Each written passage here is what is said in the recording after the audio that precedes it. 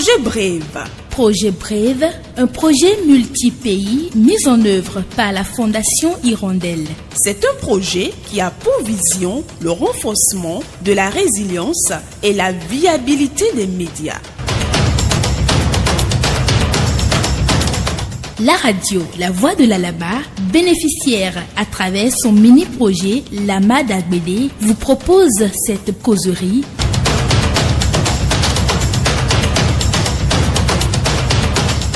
Merci de prendre le rendez-vous.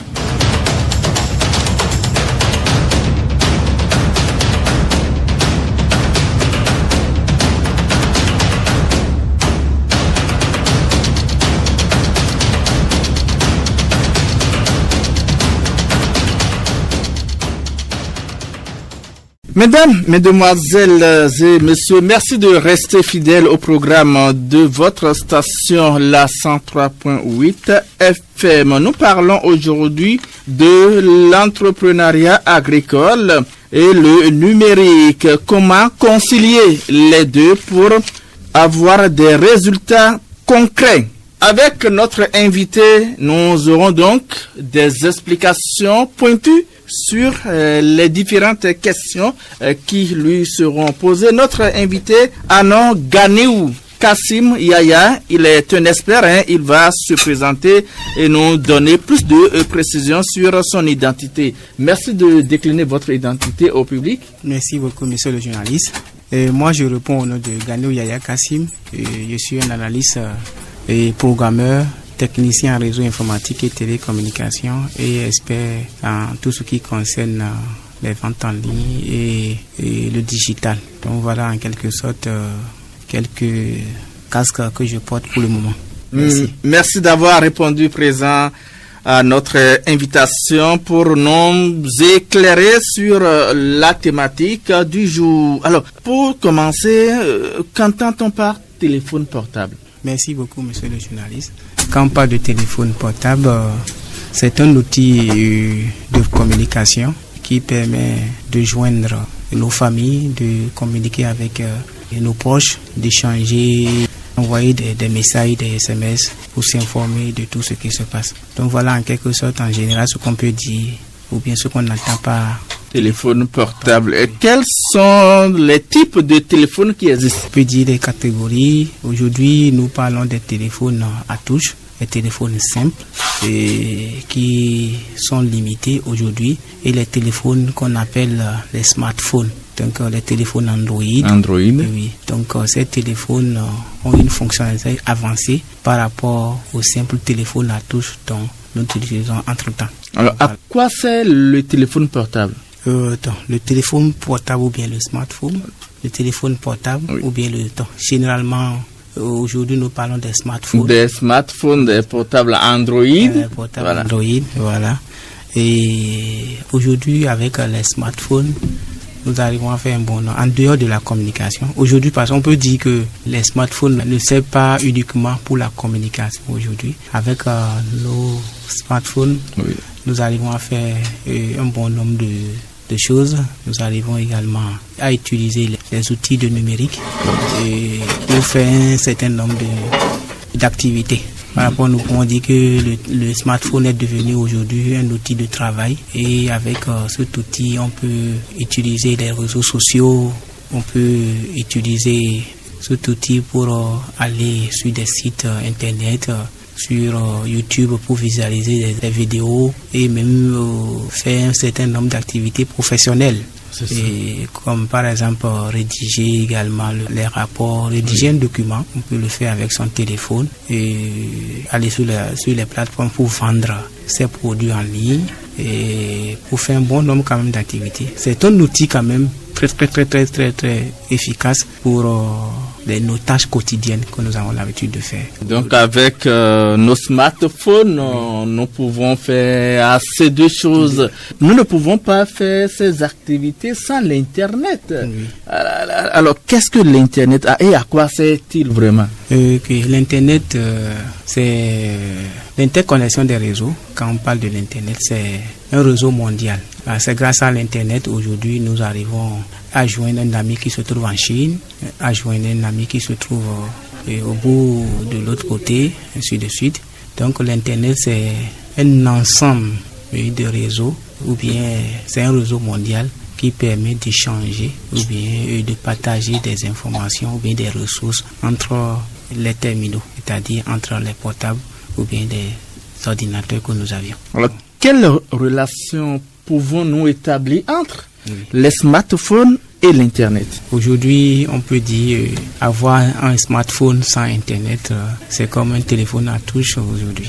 Donc, pour exploiter plus de fonctionnalités de smartphone, on doit avoir de la connexion Internet. Et cette connexion Internet, maintenant, grâce à cette connexion Internet, nous pouvons explorer et utiliser plus de fonctionnalités de cet outil-là. Donc, on peut dire, grâce à Internet, on peut faire tout ce que nous avons cité, que le smartphone permet de faire. Sans Internet, il est juste un outil de communication simple. Mais avec l'Internet, on peut aller plus également à faire de commerce en ligne, à faire également et à visualiser des vidéos sur des chaînes à distance, ainsi de suite.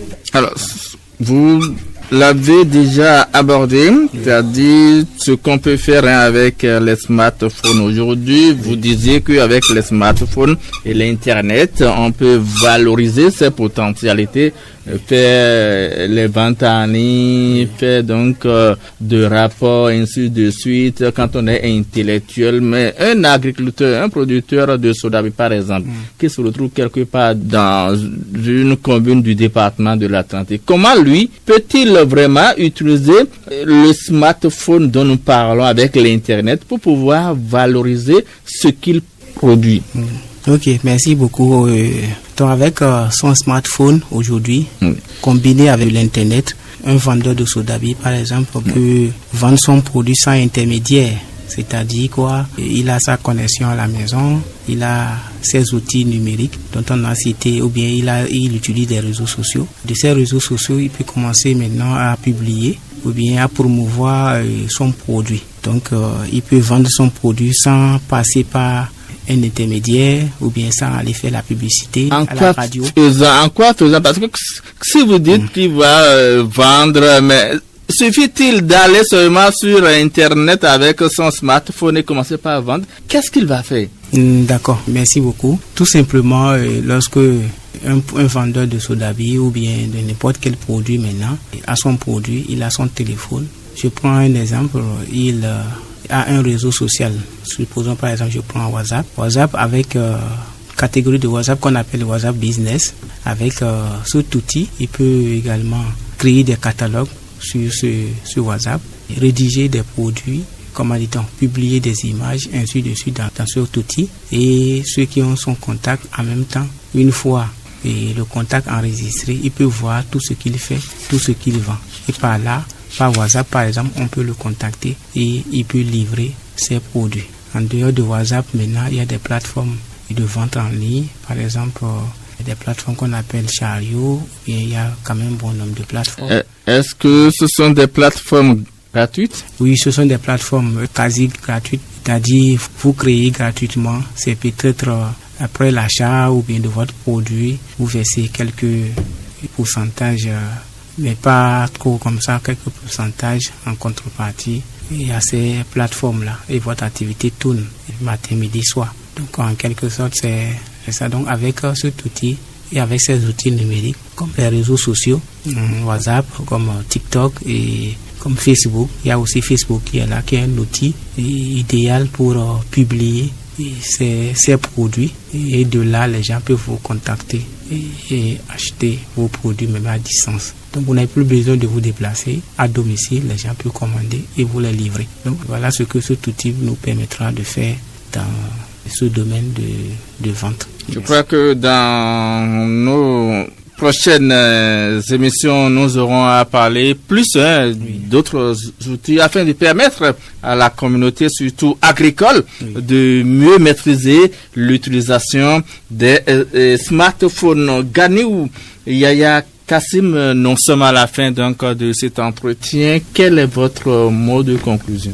Merci beaucoup, monsieur le journaliste. Merci à la radio La Voix de la Lama pour cette sensibilisation qu'on peut dire, parce qu'aujourd'hui, on dit l'avenir appartient à ceux qui utilisent la technologie pour résoudre les problèmes locaux. Donc, on doit s'en servir de ces technologies pour régler nos problèmes, pour vendre nos produits. Donc, ce téléphone n'est pas un simple outil pour la communication juste. Ça peut aller au-delà de ce que nous pensons. Donc, avec cet outil, on peut faire un bon nombre de choses aujourd'hui et nous devons bien l'utiliser. En l'utilisant bien, on peut créer également la richesse avec cet outil.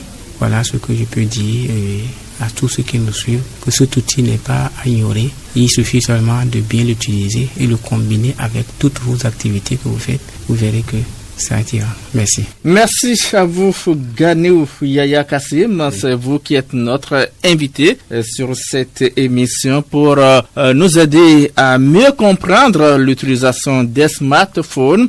J'espère que tous ceux qui nous ont suivis, tous ceux qui nous ont regardés ont beaucoup appris. Donc, du développement que notre expert Ganew Yaya Kassim a eu à faire au cours de cet entretien de cette émission. Nous aurons d'autres séries et d'émissions avec lui afin de vous permettre de comprendre véritablement l'utilisation de vos différents smartphones. Partie technique, Cyril Podi, merci d'avoir été là. À la prochaine.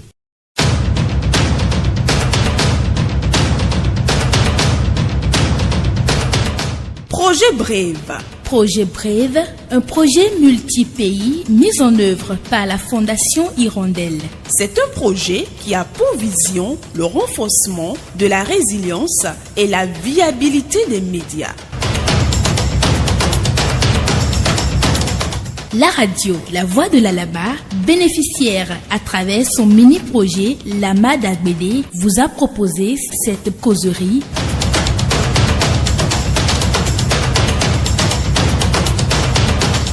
Merci d'avoir pris le rendez-vous.